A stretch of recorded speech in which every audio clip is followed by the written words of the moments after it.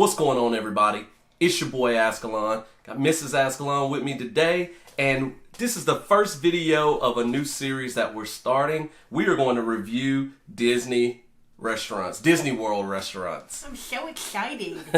All right, so we're going to start with one that is Mrs. Azkhalon's favorite restaurant on property. The best restaurant on property. All right, and so tell them what restaurant we're starting with. We're beginning with Topolino's Terrace at the Riviera Resort, which is Disney's newest hotel. It is my favorite. It's the best. And yeah. So we're going to talk about various things in our review. We're going to talk about location, what type of restaurant it is, what we ate. We've actually been to Topolino's Terrace multiple times. Twice. Okay. All right. And so we can talk about the things that we ate both times. I ended up eating the same thing pretty much. It makes me hungry to talk about it. So hopefully I'm not rumbling in the video, but yeah. So don't watch this video on an empty stomach. All right. So we're going to start with location. So like Mrs. Azkhalon said, the restaurant is located in the Riviera, which is a beautiful resort. It's gorgeous. Looks like France, I guess. It's French looking. It's now, okay, the first time I saw it on the outside, I was like, that's weird. Because it's gray and it has these red and blue awnings, like royal blue and red. Yeah. But I kind of get it now. And if you go inside, it's beautiful. It smells good. You know, Disney has different scents for each resort. It smells delicious. I mean, I really want to stay there, but we are teachers and we're on teacher salaries, so that might be something we got to save up for in the future. But yeah. It's beautiful to go visit. I recommend it. And the Riviera is which parks, hotel? It's not super close to any, I guess it's probably closer to Hollywood Studios, maybe? I don't know, but okay. It's right near Caribbean Beach, which is the hub for the Skyliner. So there's and the Skyliner Riviera has its own stop for Skyliner, so it's got everything. It's beautiful, and it's got the transportation. It's awesome, yes. And it's got the best restaurant on site. So let's talk about it. Yeah, let's dive into the restaurant. All right, so the type of restaurant that Topolino's Terrace is, it's a Mediterranean, French, and Italian, I guess, fusion type restaurant. I would like to read to you the description on Disney's website so that we can be as precise as possible. All right. It's called Topolino's Terrace, Flavors of the Riviera. That's technically the entire title. Offers French and Italian cuisine along with sweeping rooftop views. So, now let me say this. They offer a breakfast and dinner. Okay, those are your two options. For breakfast, it's a character meal, and Mickey and the guys come out, and Topolino, if you don't know, is actually what Italians call Mickey Mouse. So it's Mickey Mouse's Terrace. Learn something new. Anyway, so that's for breakfast, but we've never been for breakfast. We've only been for dinner twice. And here's what they say about dinner with a view. For dinner, get ready to indulge in fresh, delicious seafood and meat dishes, handmade pasta, and decadent desserts infused with French and Italian flavors at this signature rooftop dining experience straight from the Riviera. Inspired by the cliffside restaurants of France and Italy, Topolino's Terrace, Flavors of the Riviera, takes its name from the Italian name for Mickey Mouse. Dining is a true experience, prepared at the exclusive Expo Kitchen or wood-burning grill. Pair your meal with a glass of wine from the impressive collection sourced from the Mediterranean coast. Feast your eyes on the stunning visual aesthetic, a modern interpretation of the textures, colors, carved details, and stonework found in ancient villages along the Riviera. All right, that's enough reading. Speaking of wine, yeah, they have a whole lot to choose from. I think you can see it in a little storage cabinet as you walk in. If you've ever been to California Grill, and you know they have the whole thing set up where you can see them storing the wine. It's kind of the same thing. They also have the homemade pasta hanging up. You can see it. They actually made it. So, yeah. So basically, when you get to the Riviera, you park, you walk in, you tell them I have,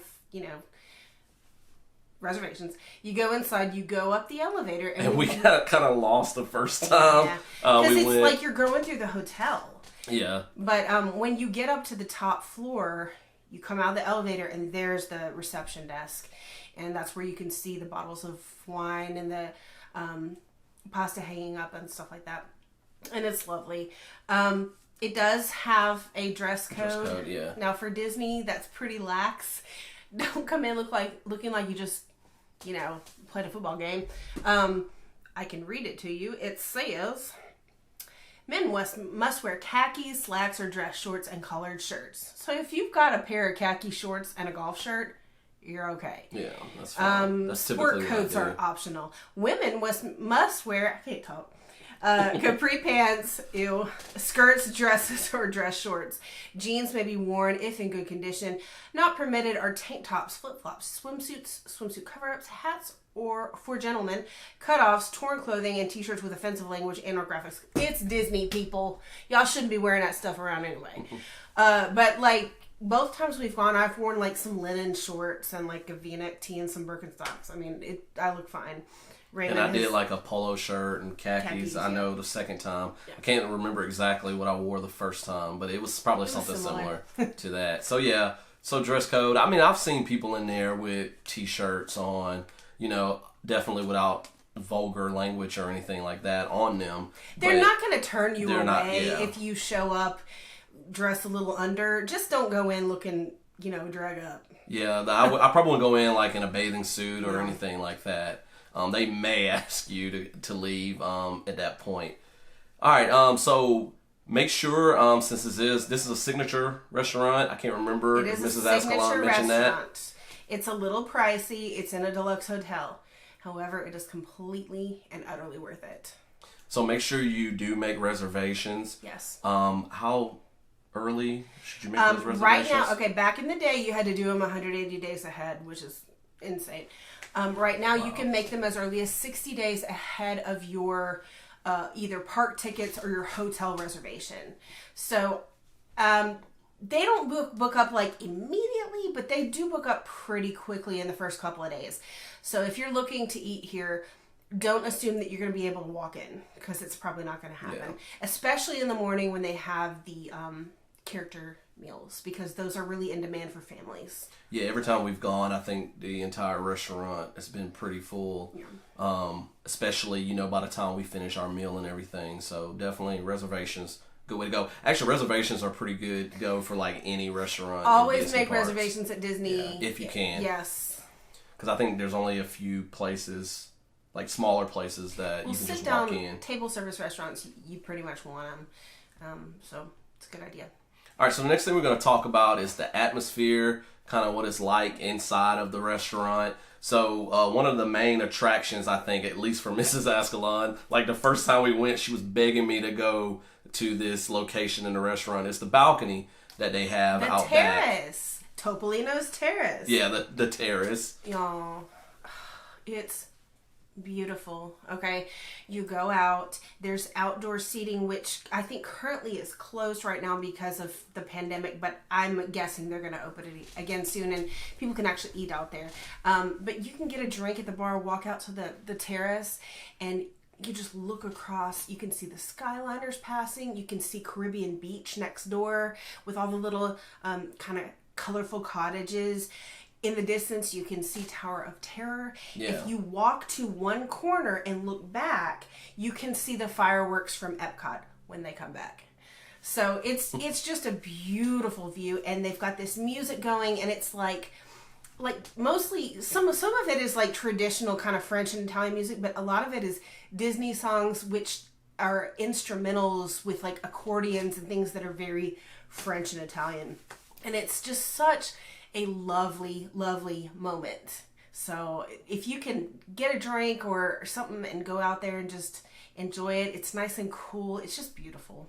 So I did go out there the second time we went, and it was cool. He was full of food, and he was like, "I can't get up." And my feet were hurting me. I think my feet were hurting me that entire trip. The first time that we went, maybe if we review a certain restaurant later. I have to talk about how I pretty much walked to the car without my shoes on. Trails End? Yeah, that one. Okay. So maybe we'll review that one at some point so I can share that story. So, but yeah, the view from the terrace, the balcony was pretty nice. You can see pretty much Hollywood Studios, the tall rides and stuff from Hollywood Studios, as well as Epcot, because I think it's somewhat in the middle Yeah, of the you two. can see in the very distance like the black spires of Galaxy's Edge. It's very cool. But it's just really, really beautiful and relaxing up there. All right, so we covered breakfast that is character dining, and we also talked about dinner and how that's different because dinner does not have character dining. So let's kind of talk about the price. I mean, we can't really talk about specifics, but like you mentioned earlier, it is kind of a pricier restaurant. Okay, so if you're gonna give them an example, it is a signature restaurant, so it's going to be a little higher in price. They say they give it a $3 on Disney's website, which means $35 to $59.99 per adult average. And yes, that's pricey, but to me, it's worth it because the atmosphere, the view, the quality of the food, the service is. You're not going to get any better. I mean, a lot of people say California Grill and this place rival each other. This place is better. And we've eaten at California Grill too, which we'll probably review at some point. It's great. I kind of want to go back there too, just to kind of visit that one twice, just like we visit Topolino's Terrace. But anyways, so that's the price. It is pricier, but again, it's worth it. If you want to have a special dinner, it's completely worth it. And you know, it said it starts roughly around 35. Like, if you get things on the lower end of the menu, I guess, like their starters and appetizers, you know, that is pretty much what it costs at most restaurants. Yeah. You know, now of course you get closer to the $60 mark, then yes, that's when it starts to get up there. But I think you can still find a few things that are pretty reasonably priced, and everything I'm sure is good there. I mean, we haven't tried everything obviously because I've only been there twice. But. So that leads us into let's talk about the food because that is the best part of this whole let's talk thing. about what we ate and kind of our experience there. Yes.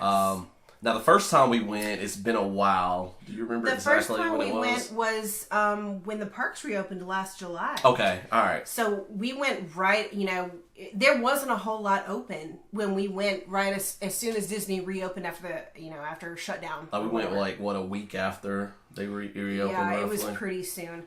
Okay, so this last time that we're bringing up, we went over spring break. So that was the end of March, beginning of April. So we've been twice since reopening during the pandemic. And so what we ate, so I ate the same thing both times. I had the first time it was off menu because their menu was so condensed. Yeah. And the second time it was actually on the menu. Yeah, because I think our waiter mentioned to me about it and I got it. So it was veal tomahawk. The veal tomahawks. So I mean, just meat, bone, everything. Like, looks really impressive when they bring it out. I can't remember the sides that I had the first time. It was potatoes. It was potatoes. Yep. I'm looking at the menu right now, guys. Don't judge me, but come on, we gotta be accurate, right? Veal tomahawk with potato. It's a tomahawk veal chop with potato, spring onion gratin, whatever, and lemon veal jus. It's got like this onion ramp over top of it, and it's got these potatoes on the side. And it was so good. The veal was just so tender, just so juicy. As it is wont to be. Just amazing. Like, I think that was probably my first time having veal. And I've made Wiener Schnitzel before. Okay, never mind. A long time ago. So it was my first time having veal like that, I guess, as the tomahawk chop, and it was just so tender, so good. So I highly recommend the veal tomahawks. Another thing that we had that was back in the summer that was off menu, and that we ate again this time that was on menu was the duck confit gnocchi. Yes. Oh my gosh. Okay, that's considered an appetizer. I agree with this, and I've read many people who say this. They need to make that a full-size entree.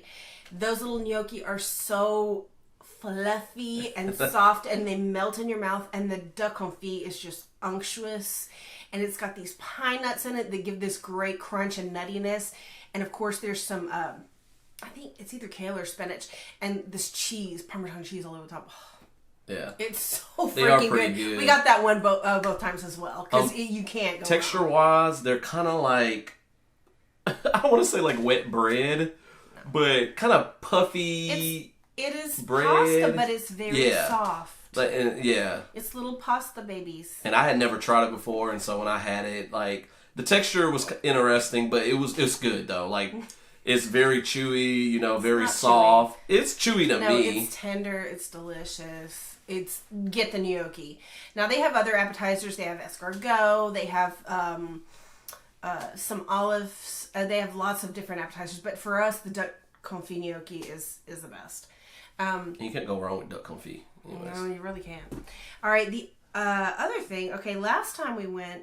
Well, okay, the first time we went, I got the Sole Meunière. I can't speak French. I'm sorry. I'm a terrible Cajun, but I don't speak French.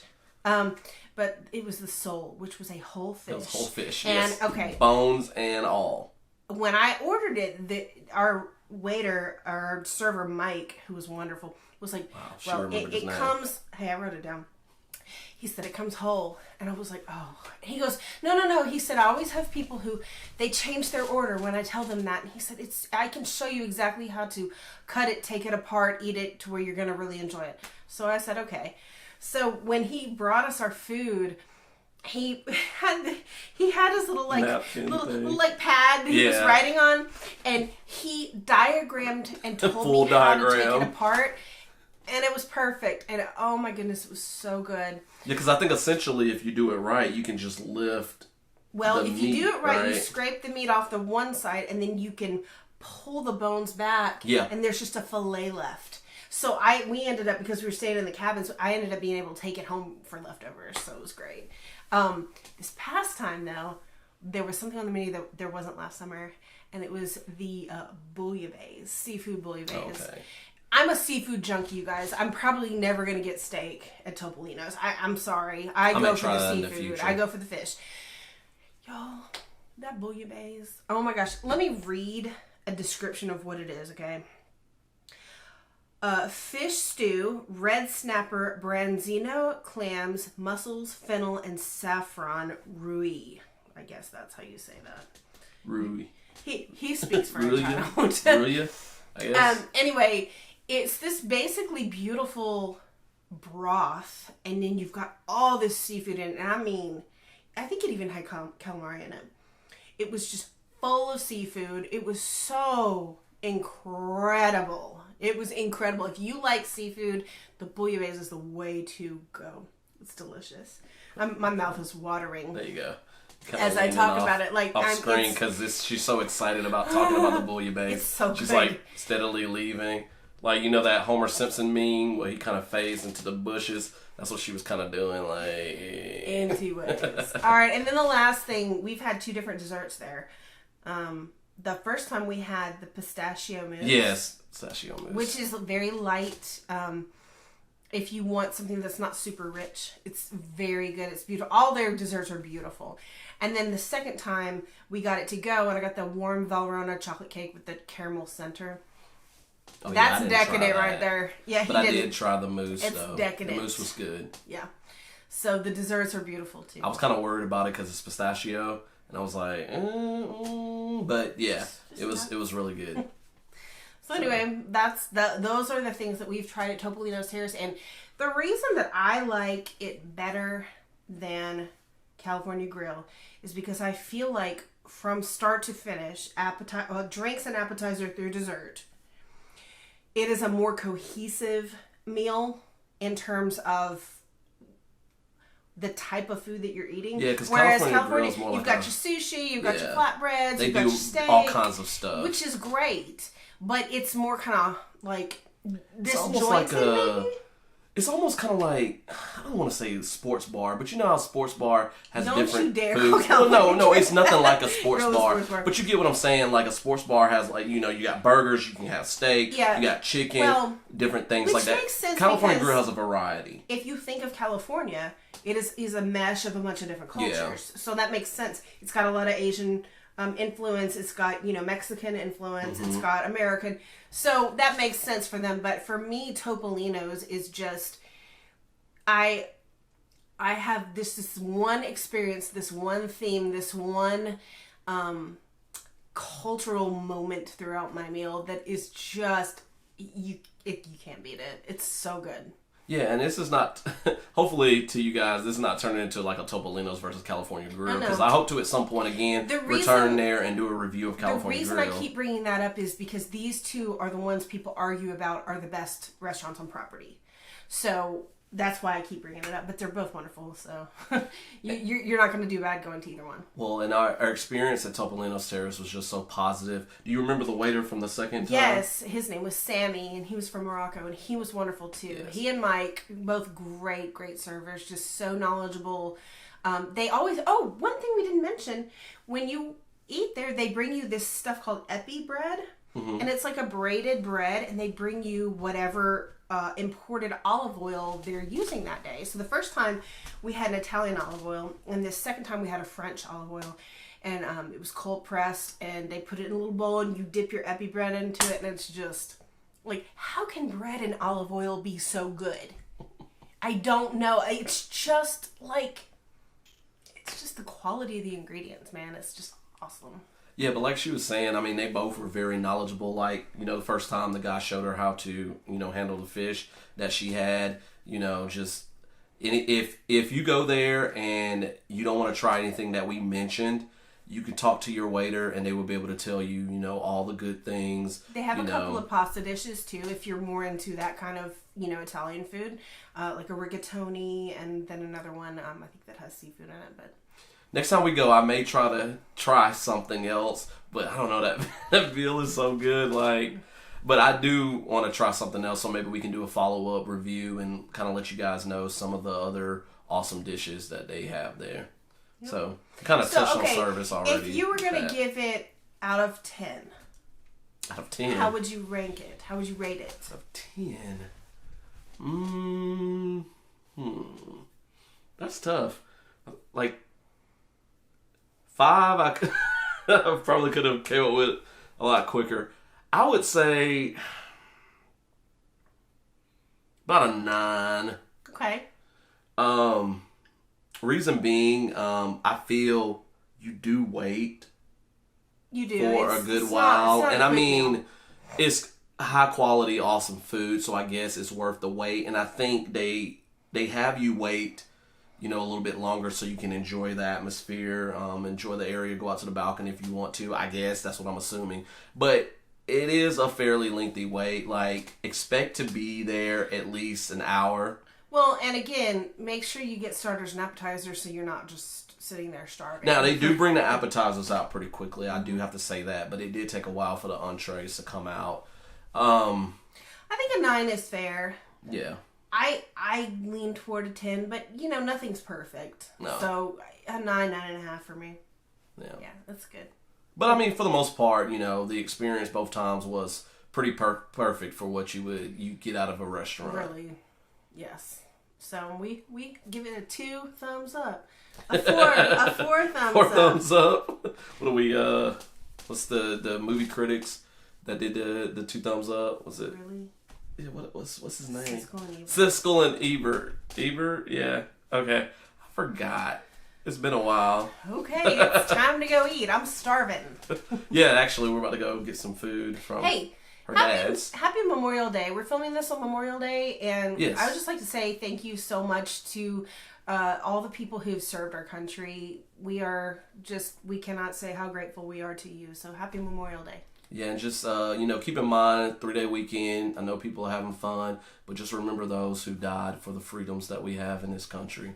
So, because I think a lot of times we often forget about those sacrifices as we're grilling burgers and hot dogs, and hanging out with family and friends. So, but yeah, so this was our review. Topolino's Terrace. Topolino's Terrace. Topolino's I say it differently every time. Mickey Mouse's balcony. Mickey Mouse's balcony, located in the Riviera Resort on Disney property. I don't know. I'm hungry. All right. Say goodbye, Raymond. All right. So, thank you guys so much for watching. We're going to be back with more Disney restaurant reviews, so look out for those videos. Like I said, this is the first video of a series. And yeah, we look forward to reviewing more restaurants for you guys. Take care. See you next time. Peace.